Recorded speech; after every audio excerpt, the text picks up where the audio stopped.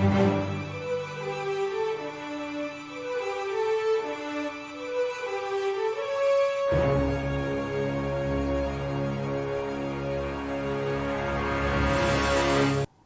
everybody, welcome to Wake Up Missoula. I'm your host, Scott Ramf, here to usher you into, it is the August 21st. It is the first day of Roots Festival. So if you don't know what Roots Festival is, here in Missoula, Montana, at the end of the summer, there's a big free festival that's happening in downtown Missoula. The road's gonna be closed off of Main Street, just as we're on the main downtown Ryman and Main Street near the parking garage. That whole entire area is going to be transformed into an area in which we'll be able to mix and match and have some fun and enjoy some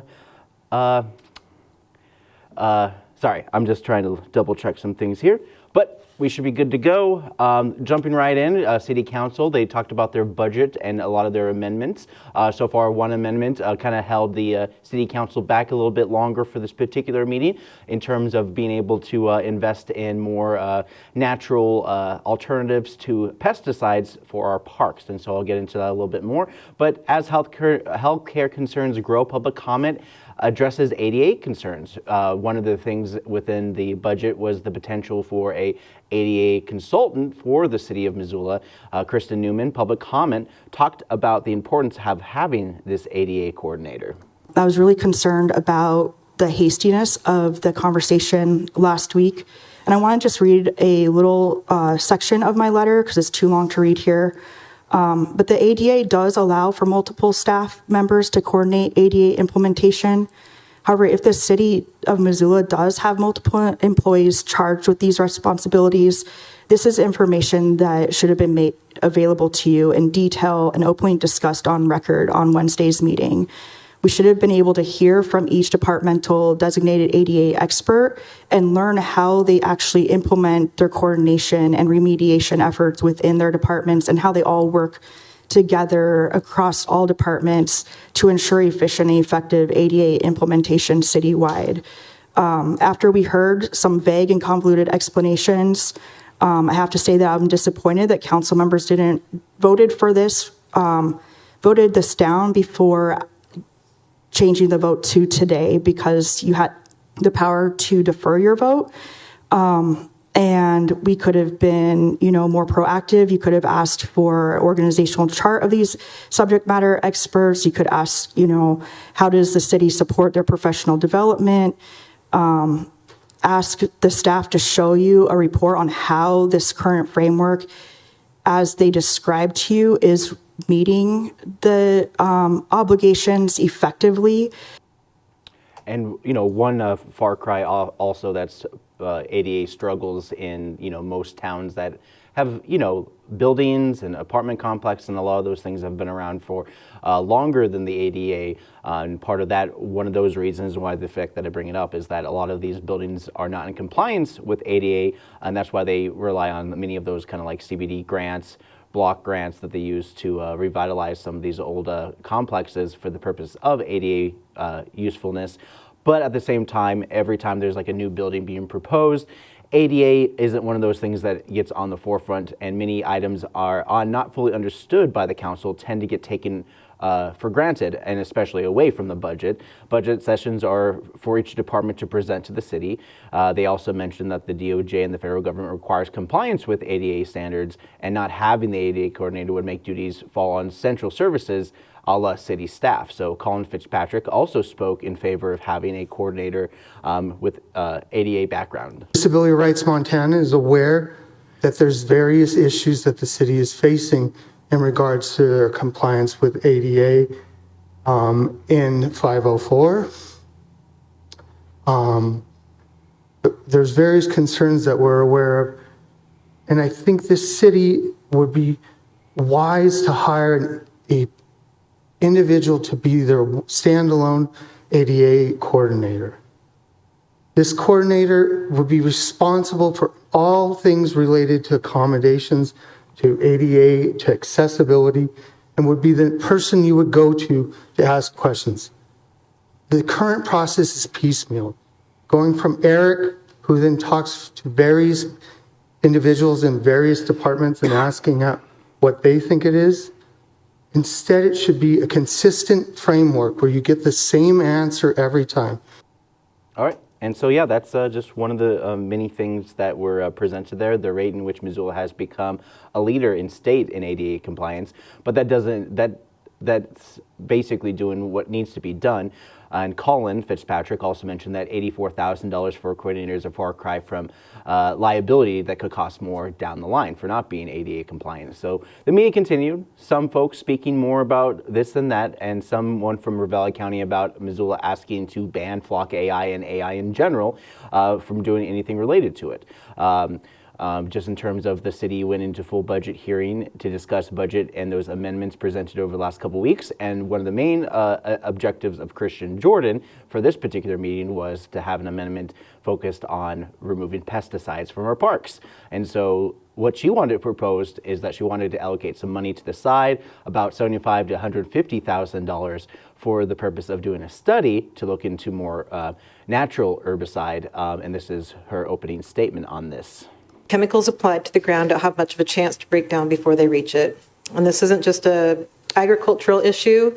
The USGS is clear that non-point sources, which is runoff and seepage from land where pesticides are applied, are the dominant source of pesticide contamination in groundwater nationally. That includes turf care, lawns, parks, and grounds. And we're here in Missoula are still building our stormwater infrastructure meant to catch runoff before it reaches our water, so we can't lean on that system yet. This also isn't symbolic. It's progress toward climate commitments the city's already made, and it's what I consistently hear from residents, that they want to see less chemical use on our shared land. Progress has been slow. One park has lasting organic status 5 years after our first pilot grant. Our herbicide-free list resets every year to 12 of 72 parks in 2026 because it's a snapshot, not a plan. Pesticide spending in our parks rose 38% from FY24 to FY25, and we don't track application quantities close enough to know why. And this study doesn't commit the city to a costly transition. It gets us to actual numbers so a future council can decide with facts instead of guesses. And I did a deep dive into our city budgets from 2021 through 2027. The first 4 years, I guess I'm just going to go into how I propose to finance this at this point. So yeah, I did a deep dive into our budgets from 21 to 27. The first 4 years, Missoula's budget contained no dedicated line fund or activity code for urban camping or encampment response. That changed in FY 2025 when the city created the Encampment Response Fund with $361,759 after council adopted an ordinance banning camping on most city property and elevating violations to misdemeanors, taking them from a civil to a criminal infraction, which creates criminal records, which is a choice not required by law or statute. Although the bringing up of the cleanup sweeps and the biggest barrier is cost, and the suggestions to use the money that was put aside for cleanup of parks as a result of encampments in the past and the subsequent cleanup resulted in roughly $50,000 a month. However, though, through some of the back and forth, that money was calculated at the time, and those related to staff time and the time use of cleanup. And through this channel, Jordan hoped to allocate those funds. So essentially, it wasn't so much allocating X amount of fund, but also relying on the potential of future grants. And so this was very inconsistent to what the budget needs to be. And many of them suggested that this could be something that goes down the line with private and other organizations help footing the bill, including some grants to help fund this study, as opposed to just having allocated funds to this particular thing as well. And so Mayor Andrea Davis talks a little bit more in response to this amendment. When you have certain kinds of weeds, especially broadleaf, you have really significant injury rates when it comes to playing sports like soccer, for example. But at the end of the day, weeds steal nutrients, they steal water, sunlight, and carbon dioxide from desirable plants and from desirable plants and grasses. The city of Missoula, and this is written and documented in our Prost plan, has been moving to hybrid parks for a number of years, and that is currently on our current plans for like the Northside Park, for example, where we are bringing in more native plants, flowers, trees, and grasses. The weed types that we see in and around Missoula are aggressive in nature. They make it difficult for turf but for ground cover and native plants to compete once those weeds are established. And the biggest takeaway from this particular comment was a means to an end was the old way of doing things, and the means are slowly changing, but they are changing indeed. And there is a plan moving forward with Parks and Rec Director Marina Yoshida have presented to the city about this swapping of herbicides and all this kind of stuff to have pesticide-free parks, especially near McCormick Park off of Craig Lane. And the budget reflects that those desires from the communities. Prost, which has been a staple of Missoula's long-range planning for zoning and compliance, which also are including parks now, are also becoming more and more common practice. Even though the city does use pesticides, they do have these treatment methods of a 24-hour period, stay off the grass, and then additional cleanup for getting rid of the weeds, but also so the weed killer doesn't kill the rest of the grass and helping deal with that. And so they know that there's an issue with this, but the idea is that they're handling it at their pace and not at the pace in which you have people like Christian Jordan decrying all this kind of stuff. But the amendment failed and the city went to vote on the overall budget, resulting in very little fanfare on dealing with the overall shrinking budget. I believe that they were mentioning that there's about $1 million to $2 million deficit in the city's budget overall. And Mayor Andrea Davis addresses the budget. And I very much appreciate the comments related to the challenge that local municipal governments face when it comes to meeting the incredible demands of the day, given the circumstances that we face in terms of increased pressures from property tax structure, property values, and some of the decreasing services that we see upstream that impact our communities locally. So I'm real proud to work alongside the staff, and I'm real proud to work along the city council for all of the thoughtful deliberation that you bring to the table. And we will see what ends up happening in this next fiscal year as we continue to address this budget gap thoughtfully and strategically. All right. So one of the big things, of course, the budget that was the most affected by was the fact that, higher costs of medical care, Medicaid, all that kind of stuff, with a lot of the federal budgets being cut. And so the principal deductibles, all that kind of stuff have to be falling more towards issues related to people's medical care and insurance within the city of Missoula. Staff are also getting a little bump in their raise in accordance with the 3.8% increase in our taxes. And for longer meetings, this was pretty much a straightforward overall. And so regardless of services being reduced, we're still seeing a tax increase of about 3.5% to fight costs going up in our community. 82.5% allocated to city employees' wage increases, 10% baseline and contractual, 6.5% allocated to new requests. And so the median price home value at around $500,000 is going to be showing primary residents would see their taxes fall from $1,500 to about $1,400, regardless of this tax increase within the city of Missoula. So people are seeing reductions in their taxes, but the city is taking advantage of those reductions overall to increase their own budget as well. The county also is increasing their budget, I believe, by 3.4% this last year as well, but I'm not going to get into the county meetings as we're going to jump into budget and finance, which is here's a little blurb. They're appointing someone to the Tourist Business Improvement District, and Climate Conservation and Parks are adding a toilet to the north of Scott Street structure. So this is around $120,000. These are more or less the same kind of use for like national parks and the things that you would see at Kiwanis Parks.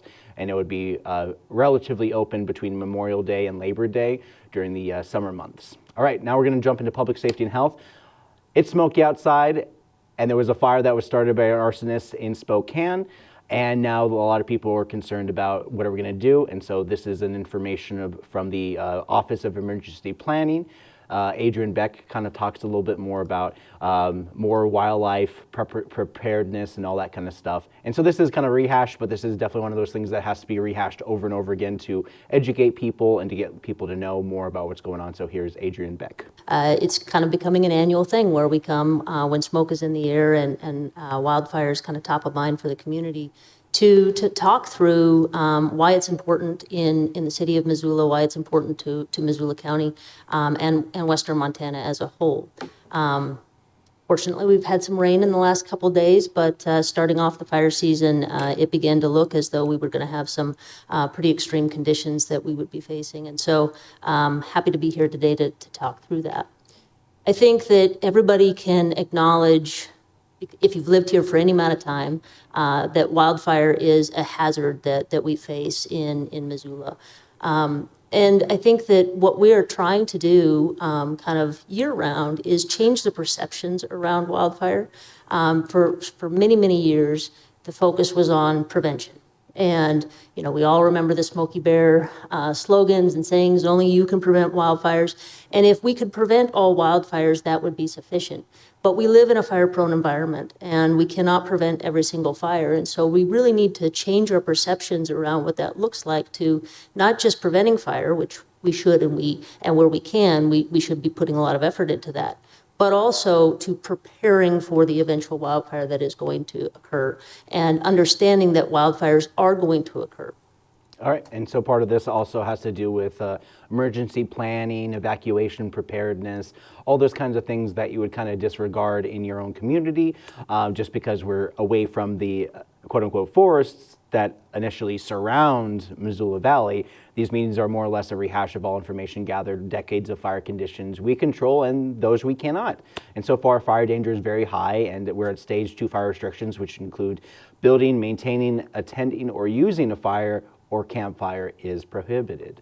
Beck also talks about evacuation plans, because that is a big part of these processes. Look for ways in which we can help our collective responders and our system as a whole be on the same page relative to evacuations. So that comes down to using common terminology so that everybody understands what that means, and then being able to communicate that to the public.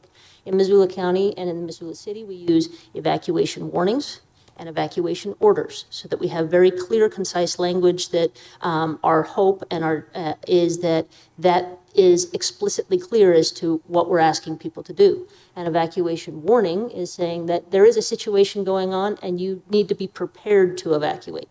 All right, and that's just as important part is being prepared to evacuate should also be treated as a form of, you probably should evacuate at some point, but you have to be ready to evacuate at a moment's notice. When you have areas in Missoula that have single roads that go in and out of Missoula, sorry, I need to pick on Grant Creek and Rattlesnake areas, and now even Miller Creek is having that population boom in those neighborhoods. It's a need for response and fire in those particular areas. You know, there was a fire up in Upper Miller Creek just this last summer, and fire crews were able to get there within an ample amount of time, but it just with the expansion of more roads and more areas that are getting deeper and deeper into those kind of like fringe areas between the city and the county lines, being able to have fire stations and putting a strain on the rural fire department could also have some long-term effects as well. Beck also goes into how the public can be properly notified, and this is where they bring up the idea of Smart 911.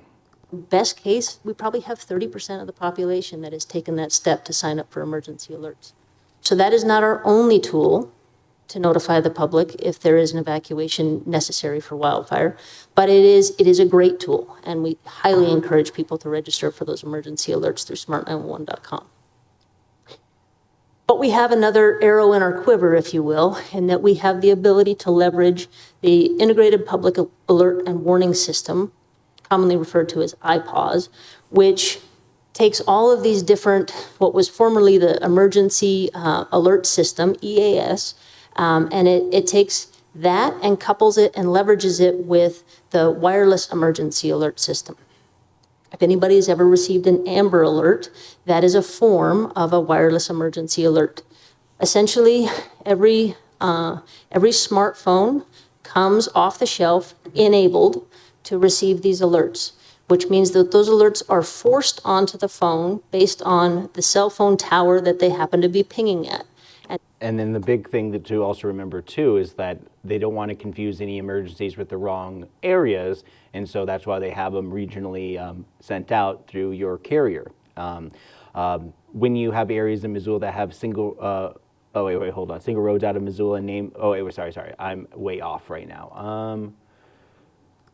Okay, cell phones are a great tool, And heat maps are kind of being integrated and normalized to look at our area temperatures as a tool for tracking and mitigating areas that have higher chance of catching fire.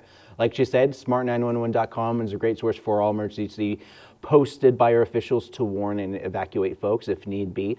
Recommended language is important, especially if people get trapped versus people who are wrongly informed, which our officials are working for clarity. Adrian Beck also answered questions more related to Smart 911 in regards. Smart 911 is a software, is a vendor that allows us essentially to packet that opt-in emergency alert individuals and allows us to communicate with those people that have opted in.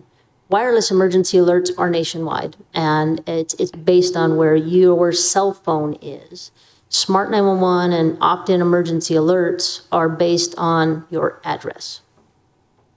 Yep. So the idea is that you can sign up. It's an opt-in site for people who want to be informed, and these are just for general emergencies.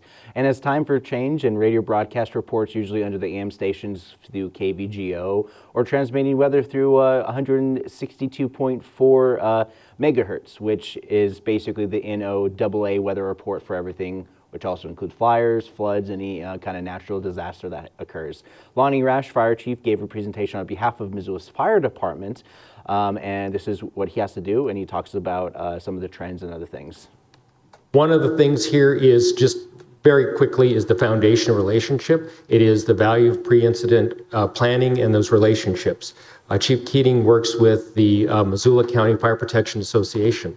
That's where we have routine meetings talking about what's the fires look like in the season? What are we doing? What's our prevention message? It's a collective throughout the community that shares a standard and routine message so that we're not saying, well, we said this and they said that. It's a focused message. And so we really do put a lot of stock in that group. But also, we have a regular way of discussing what these things might look like. So it's not. It's also important to note that, especially the difference between like fires, like in your car or your home here in Missoula, fire department would be sent out, maybe EMS or maybe even a police officer would be sent out there for the emergency for folks as well. But when it comes to forest fires, you got your hot shots, you got your national crews, and sometimes if there's a national emergency called, you get your National Guard to help coordinate everything. And there's just a lot going on because that's kind of what the National Guard kind of did in the very beginning was help maintain this kind of stuff. But because there was such specialized need for emergency services, where we had like smoke jumpers, hot shots, and many of the other fire crews outside the vein of your typical fire department, you cannot fight or suppress fires alone. The state and national agencies are crucial to fire mitigation. While the city can stop your fires at home, forest fires are a completely different monster and have to be managed and kind of like stopped as much as possible because, you know, there's so much things to keep it going on fire. You may be able to save your home in a fire, but the forest, you basically have to prevent the spread altogether. And unification beyond just the fire department also has police, sheriff, and other emergency services, which are foundations of fire management beyond city and county, especially when there's an evacuation. They need to have all their people all come together and work together in making this possible. So Lonnie Rash talks about these large fires, especially in these kind of times where it's like, you know, where they need to put their priorities towards. Land response. It's not always about getting to the fire. That is our ultimate goal, is to get to the fire and put it out. But when we have these larger events that don't have a specific end time, meaning we're not sure where they're headed and we're predicting that, we really look at life safety first. Our main objective is to make sure that people evacuate or shelter in place, that we are directing the traffic and protecting people from harm's way. And what would that mean? Well, that would mean is we want to get to the fire quickly. But if we've determined that there's a need to evacuate citizens, we may put our efforts in ensuring that that evacuation route is suppressed with fire. We put fire units there literally to keep that drive open versus moving past them and not being able to ensure that that evacuation route was secured. So just imagine somebody who has a lot of money, who effectively pays private fire department to basically protect their home and property, but taking away those services from potential evacuation services could also have long-term effects of people getting hurt in these kind of circumstances. So state-run priorities, all this kind of stuff is like you can't necessarily pay for these kind of services. Your tax money goes to these kind of services and these departments to kind of continue to help everybody equally and put life above property. And that's where we can have ideas. And we got to think about priorities and putting in your homes and your stuff above life is pretty scummy when you really think about it. Also, you can always hook up some of your sprinklers and set them off on your roof and your home when you evacuate. The water bill might go up, but you'll have a home to return to. Just, food for thought. But we're also talking about potential fire that could be spreading at some point. But at the same time, all this is all what if scenarios anyways. And emergency planning is basically talking about all these scenarios and working with what we've done in the past and trying to figure out how it all fits together. And Adrian Beck is asked about electrical fires, when it comes to Northwestern Energy, like what are we going to do if there's like a big fire or something, a down power line or anything like that? That's a pretty honest question. So Adrian Beck addresses that. They're looking at ways to minimize their risk. The risk of their infrastructure causing a fire, but also, the risk that they face if their infrastructure does cause a fire. And so some of those things are, controlling vegetation, updating switches, those types of things that make their system more resilient. But also they have other tools that they can use, such as enhanced safety settings. So again, I'm not a representative from Northwestern Energy, so I'll try to explain this the best I can. But when they're in a higher fire danger or there are environmental conditions that cause them to be concerned based on their metrics and their knowledge of their system, they may choose to put their system into what they call enhanced safety settings. So in a normal environment, a tree branch would hit a power line and your lights might flicker 2 or 3 times. That light flickering is the power line trying to clear the fault. And so, yeah, there's a lot of things that can be done, especially with, because we're talking about older infrastructure, and a lot of times the power company can simply shut off a whole neighborhood if they need to. But when it comes to like individual homes or anything like that, a lot of times they have to go to the meters themselves to turn them off. It does depend upon the circumstances, but one example being that the Eden fire that contributed to the Palisades fire a couple winters ago near Malibu, it was a transformer that exploded, but most electrical systems have a switch to cut off power to sections.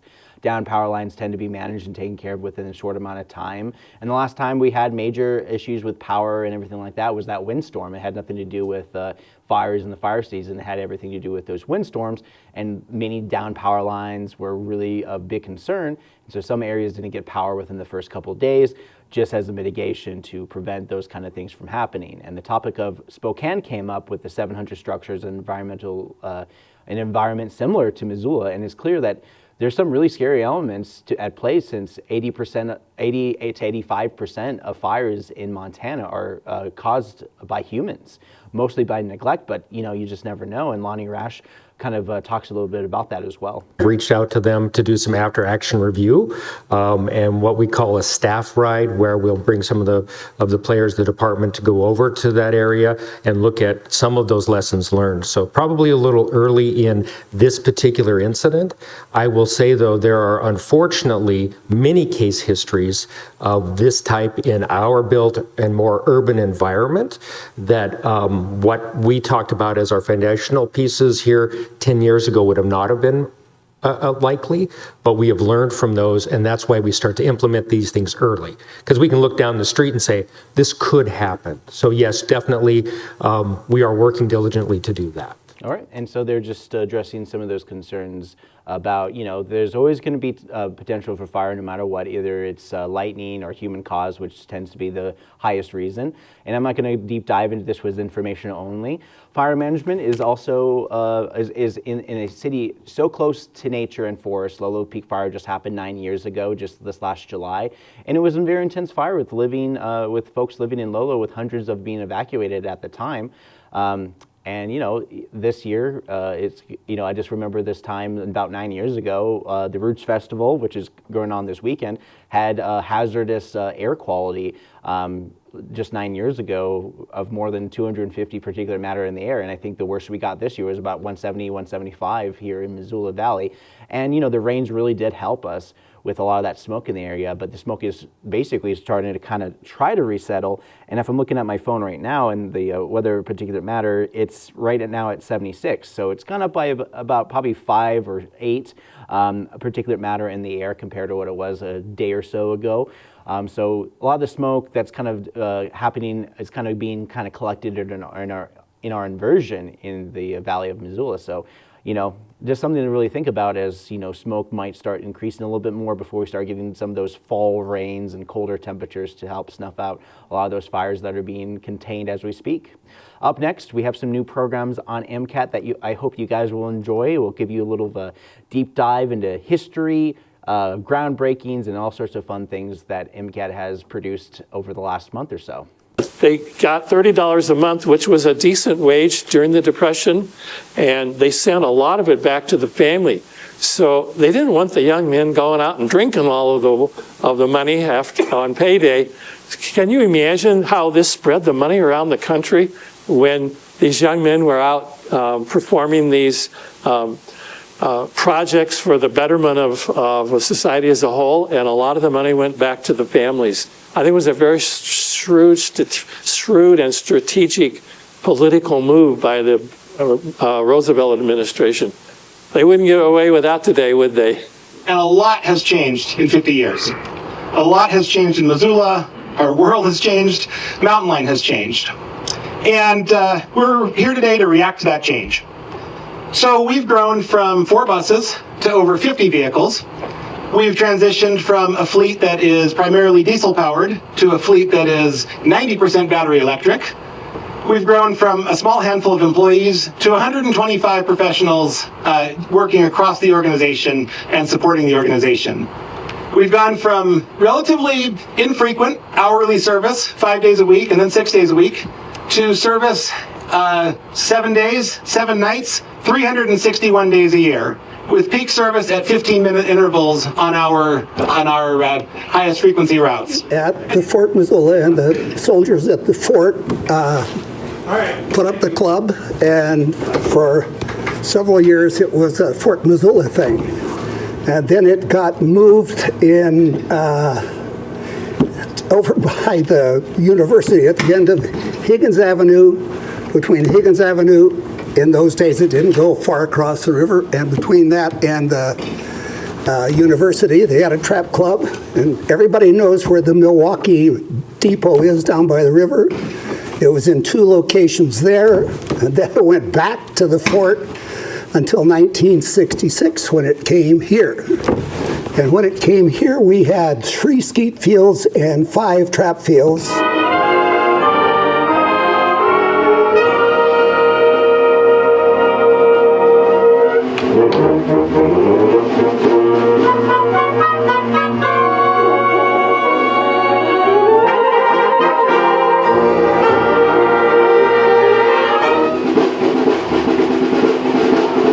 First to fight for the right and to build a nation back.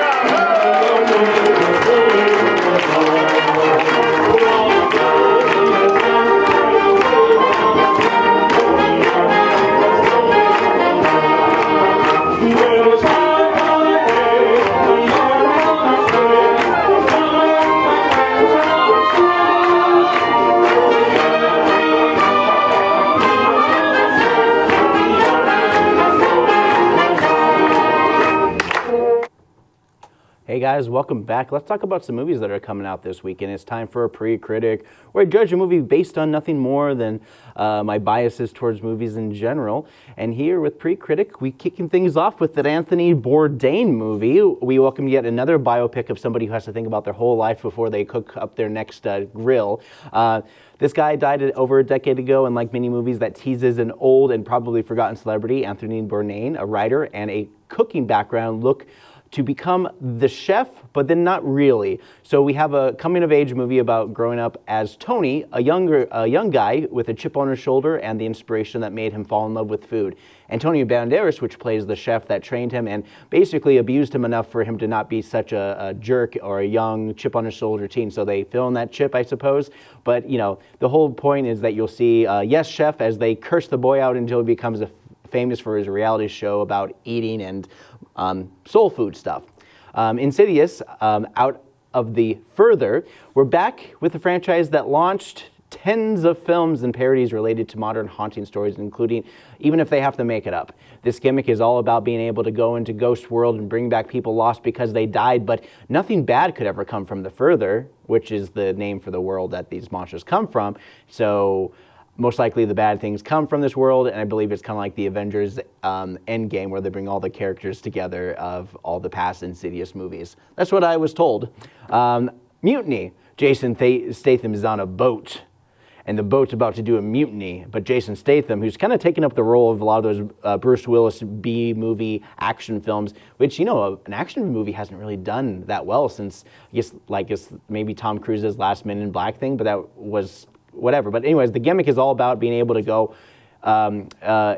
it's usually about a blue-collar worker who keeps his head down, doesn't want to rock the boat, wants to make a paycheck for his daughter to go to college or whatever. And then they pull a mutiny, and there's some kind of like evil mutiny people who are trying to steal money. There's always some kind of like heist, but they are mercenaries and they fight everyone. But then it turns out that Jason Statham was a secret badass the whole time. And yeah, that's a Jason Statham movie. It's like, you don't want to mess with me. That's basically what those kind of movies. It's like, hey, don't mess with the old guy with nothing to lose, basically. All right, this next one is more of a family film. It's The Magic Faraway Tree. These live-action kind of family fantasy movies. Second movie, Spider-Man, Andrew Garfield gets a house next to a magical tree, but before you can say Fern Gully, this one's more or less, we're not in Kansas anymore. Think about it, The Lion, the Witch, and the Wardrobe, where the whole family goes instead of just the kids, and so they find a magic tree and get whisked away and have to go on an adventure to fight some evil witch looking to destroy the world. And these new humans can unite the realm against the evil with the power of Hollywood plot armor and more. So you guys can enjoy this movie. It's a family movie, so it might be good for the family. It ends, and this will be my last pre-critic movie. So, but not yet. It has yet another marathon horror film where people get trapped in a horror loop of some kinds, and they have to figure a way out. So they go on a road trip, but the road doesn't let them finish. So it's about the journey, not the destination. And boy, the journey just keeps getting longer and longer in a horror aspect, where essentially the DP, the director of photography, doesn't have to do too much work, but can get a little bit more creative with those single shots from within the car. And they're going to be basically driving and just like, are we able to get off this road? It's like, I don't know. What if we turn back? It's like, it's still the same road, good moving forward as it was going back. Whoa! And then, it's endless highway. It's a horror movie, and I'm sure they start getting hungry and getting desperate, kind of like being trapped on top of a radio tower. I don't remember what the movie title was, but trapped in a so-and-so kind of movie. So, and since we're on the topic of horror, I have a horror short for you guys from the horror camp last week. This is called The Shrieking Woman. What's up, guys? Welcome back to the cabinet. Today, we are talking about The Shrieking Woman. Is she hot? No, Aaron. She's not hot. Dang it. Anyway, we'll start talking about this after the break. Just you wait. Why are you asking if she's hot? I'm curious. Can I not be curious anymore? Why? Maybe it's what the listeners want to know, too. Why are the listeners wanting to know about if ghosts are hot? It's a lady ghost. And we're back. Aaron, I don't think this legend exists.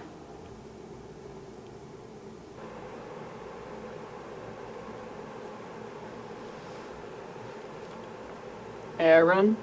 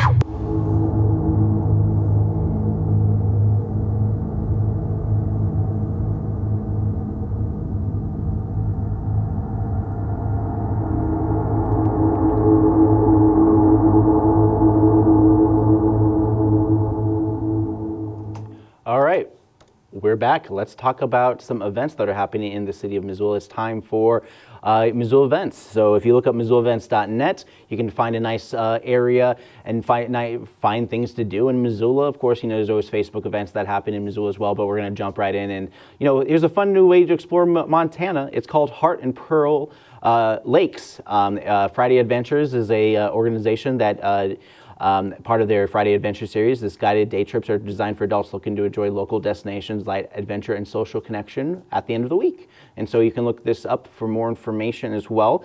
It's called Heart and Pearl Lake, and this is by Lolo National Forest. It's going on right now. Stroller Strides Mommy Workout Class is a daily occurrence that happens in Bonner Park. This is for mothers looking to connect with one another, but also have a kind of stress-free environment where they're able to work out with their kids and their strollers. Summer camp, they're doing an end of summer camps for the Clay Studio of Missoula at the end of this week, and so they'll have some beautiful clay and things happening this day after 1 p.m. when they wrap up their summer camp days. And definitely it's the last of the summer camps, and I just definitely want to give an honorable mentions to the Clay Studio of Missoula on that regard. Missoula Food Bank Meals Distribution, it's an ongoing thing that happens most days at around 10 a.m. Tiny Tales in the park. This is part of their outdoor series through the Missoula Public Libraries, and this can be at West Side Park at 10:30 a.m. this morning. Guided walking history tours guided by from Lewis and Clark to present day. Discover how downtown Missoula grew from the 19th century trading post to the lively cultural hub we see today. The hour-and-a-half guided tour leads you through the city's historic downtown with architectural landmarks like Florence Hotel, reveal Missoula's evolution from railroad center to automobile era. You'll hear stories of power players Higgins and Hammond, whose rivalry shaped the city's growth. Lunch at the Missoula Senior Center. This is 11 a.m. This happens daily Monday through Friday. Pavarella Center also has breakfast, lunch, and dinner that happens daily at the Missoula Pav. Yarns and Watercolor is an event that happens here at the Missoula Public Library every Friday on the 4th floor at noon. Support Our Roots sidewalk sale. This is downtown Missoula. This is part of the River City Roots Festival. All those exhibitors, art, exhibits, all those things will be posted all downtown, and the River City Roots Festival will officially begin at 12:30 p.m. And go on until about 10:30 p.m. tonight. So they have a lot of different bands popping in and out. I'll go a little bit more into detail a little bit later, but we're going to jump further into the other events, including predator feeding at the Missoula Butterfly House, which happens at 3:30 this afternoon. They don't do it at a certain frequency, but when they do it, it is a great way to support the local insectarium in Missoula. Learn computer animation with Blender. This happens from 4 to 6 p.m. every Friday here at Missoula Public Library. Friday Food Trucks Pod at the Missoula Senior Center at 5:30 p.m. So this is an ongoing thing at the Missoula Senior Center parking lot right across from the Roxy Theater. This is a great way for food trucks to sell their wares and just have another extended day besides just going out to lunch or downtown tonight. And if you've missed those are usually events that happen at Cares Park from around 11 to 2 p.m. on Wednesdays and about, I want to say, 5 to 8 p.m. on Thursdays. Off-pitch karaoke. This is at Odd Pitch Brewing Company at 6 p.m.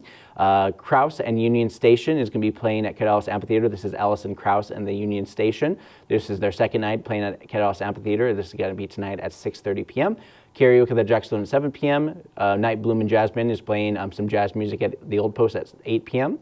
You have outdoor cinema at Lowell Elementary School starting at 8:30 p.m. and a night of B2BS at the Golden Zoo at Monks. We'll be performing some DJ music there to wrap up your Friday nights. And as we jump into Saturday, just so you know, Saturday markets and stuff will be going strong until the end of October. And so as the summer winds down, the farmers market will be gearing up for the colder seasons.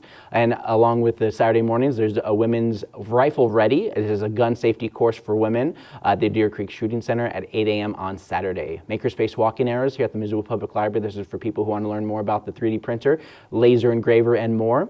MCAT at Cares Park will be doing our stop animation and video stuff at Cares Park between the hours of 10 a.m. and 2 p.m. This is kind of like our mock Saturday drop-ins where we'll be hosting an event there along with other kids activities happening at Cares Park in lieu of the River City Roots Festival, which is going to go on Friday and Saturday. Visit Moon Randolph Homestead. It's one of the few homesteads that are preserved and run through the city of Missoula and a nonprofit status. This is a ongoing thing, and they'll usually be doing a cider press sometime in the fall season. So if you're interested in learning about homesteading in Missoula, the Moon Round of Homestead is something that is available to the public, and they do one every Saturday at 11 a.m. Summer Learning Program, Summer Celebration at Kiwanis Park. Celebrate the summer of reading with a party packed with prehistoric fun. Cool off with ice cream, sandwiches, and popsicles. Turn in your reading logs and dig in dinosaur-themed activities and with the library and the Natural History Center. It's a perfect way to stomp, chomp, and celebrate all you've discovered this summer. Public open house at Camp Make a Dream facility. This is an open house they're doing. This is 65 miles east of Missoula on I-90. This is Camp Make a Dream in Gold Creek, Montana. To learn more about the cost-free medical supervised programs for individuals and families affected by cancer, additional information is available. All ages, abilities welcome, and lunch is provided from 12 to 2 p.m. This is an open house. To learn more about Camp Make a Dream, starting at 11 a.m. Story time at 11:30 a.m. at Missoula Public Library. River City Roost Festival kicks off again for their Saturday from about 12:30 p.m. to about 10:30 p.m. as well. MCAT Cider Drop-ins will be doing double duty. We'll be hosting our summer animation camp Saturday here from 1 to 3, but also we'll be having our special session essentially 10 to 2 p.m. on Saturday. Saturday Tiny Tales at 3 p.m. Zombie Tools Open House. This is Zombie Tools. If you haven't known them, they usually retrofit and do some metal fabric, knife making, sword making, all sorts of fun things for movies that need really cool blades. And so Zombie Tools is located at 9165 Bonner Mill Road in Bonner, and this is starting at 4 p.m. And they're just doing an open house on Saturday. Bingo night at Odd Pitch at 6 p.m. Pesky Varmints at Draftworks at 7 p.m. Karaoke at the West Side Lanes at 9 p.m. Briggs Bash, Monks playing music there, and DJ Chris Moon is going to be at the Badlander, and the Takes is going to be at the Top Hat playing some folk music to wrap up your Saturday night. And as we go into Sunday, we have Foraging Wild Foods and Medicine. Green Path Herb School is doing a forgery and medicine class for a long-term foraging class where you can explore different ecosystems around Missoula, focused on municipal, weedy, and edible wild plants. This is at 9 a.m. at Green Path Herb School. Salsa dance at Rocky Mountain Ballet Theater at 1 p.m. on Sunday. In-person caregiver support group at Missoula Aging Services at 2 p.m. Bacata Basics, this is a Latin dance in the world. I totally butchered it, but this is at the Zootown Dance Collective at 2704 Brook Street in Suite 2. And to get in the action of Missoula, join them and see what the hype is all about on this very popular Latin style of dance. Brata. Darn, I'm totally butchering that. But pinball tournament at Out Pitch Brewing Company at 4 p.m. on Sunday. NFL bingo at Tamarack at 5. Need to Breathe is going to be performing at Kettle House Amphitheater at 5:30 p.m. on Sunday. And Western Union is going to be at Zach. And then, of course, karaoke at the Sunrise Saloon every Sunday at 8:30 p.m. I do have about 10 more minutes.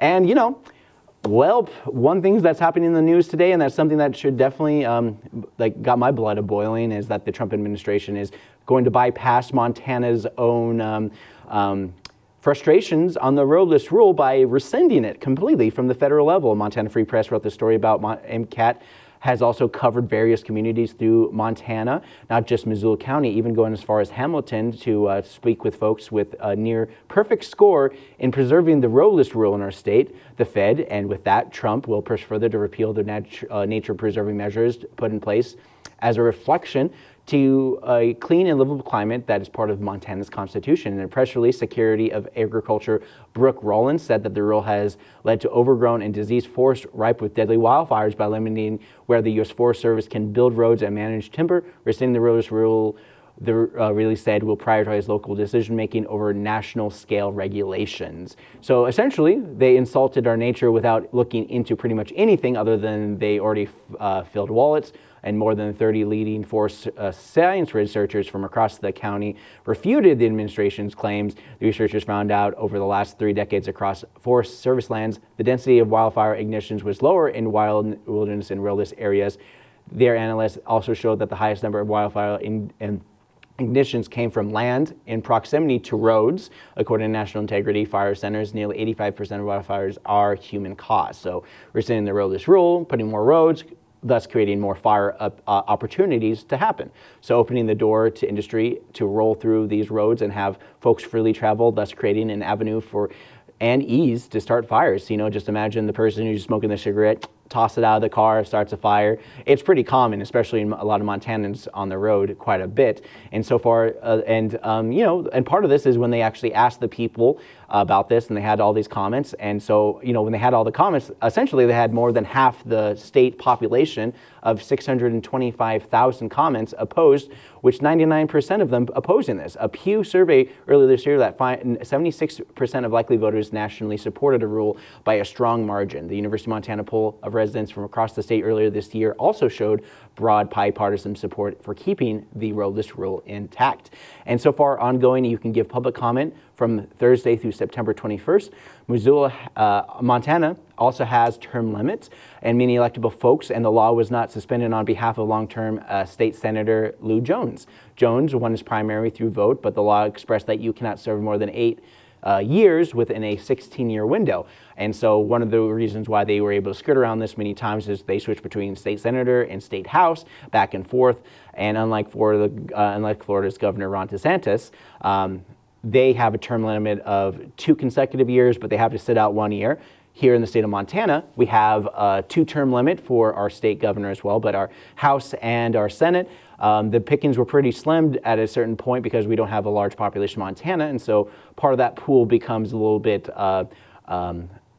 lessened, and so that's why we created this weird term limit of 8 years within a 16-year span, and then you can re-up again after those quote-unquote 16 years. And so this person's just been there for so long, and state house and Senate seats are usually up for grabs by individuals with little to no fanfare most of the time. But Jones, a long-serving and important GOP figure in the state, sought re-election until state attorney Austin continues to block his eligibility. But Thursday saw a thing change. The judge blocked Huntington's opinion on the matter, thus securing these folks on the next ballot.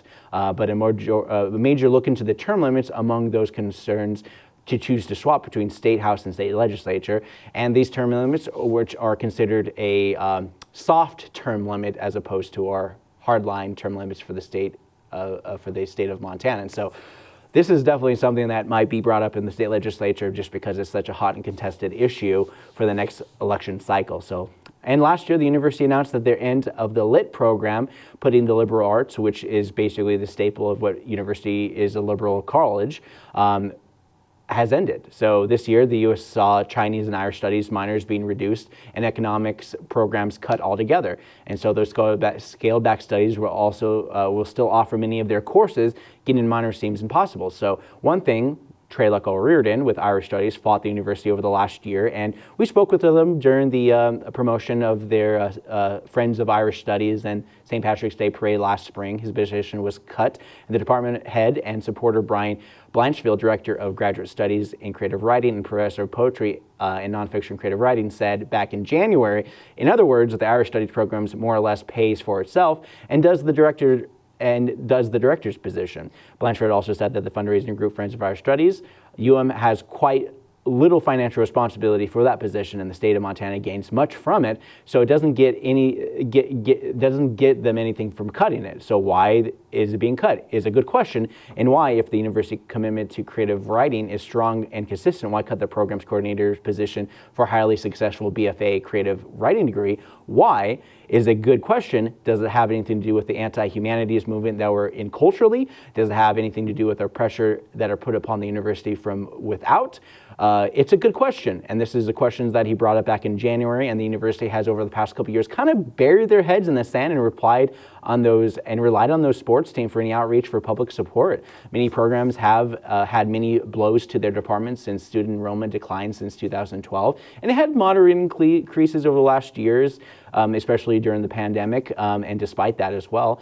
And it's just one of those things is like the University of Montana, it's definitely one of those kind of institutions that have been going on for so long that a lot of these kind of cuts kind of feels like it's at the academic level and not so much the administrative level. But that's just kind of me speaking cheeky in a way. In other news this week, wolf hunters always do well in Montana through trapping and hunting. So the article is decrying that you need to slow your rolls, hunters, and this season 300 wolves were hunted and the state population stands about 725, but those numbers may actually be 360 70 lower than what Fish, Wildlife, and Park has reported. Wolves in Montana were removed from the endangered species list as of 2011. Ever since, Montana has managed them through hunting. A decade later, a state legislative mandate ordered Montana to decrease the wolf population without a clear target of how far to diminish the numbers.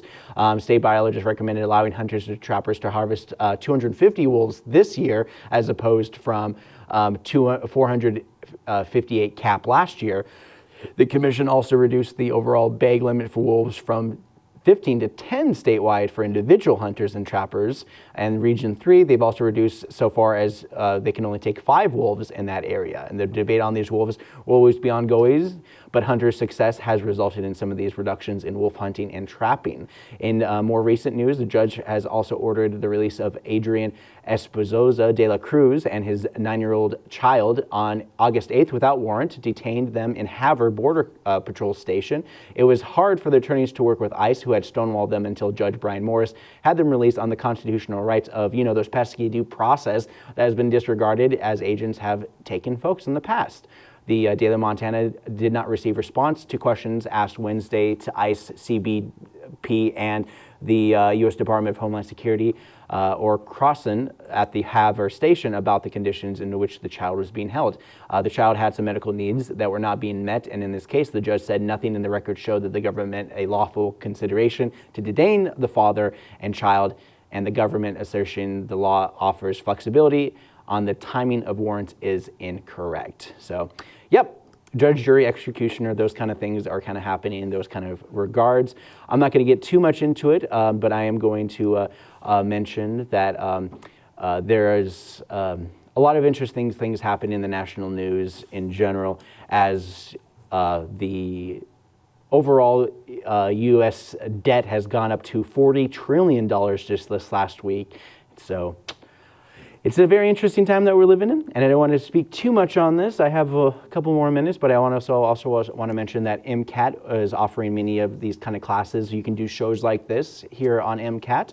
I do this live, and so I put it all together throughout the week and piece things together, and we can teach you how to do this kind of stuff, or we can teach you how to do a simple editing process. We do editing classes. We have Blender classes for people who are interested in 3D animation, podcasting, which is a nice funny buzzword for kind of like doing your own studio show, but the word podcasting is kind of taken off to a certain degree. So we'll show you the ins and outs, how to do all this kind of production stuff, and we usually have them on our website available at mcat.org. But for Wake Up Missoula, I'm Scott Ramp. I hope you have a wonderful weekend, and take care, everyone.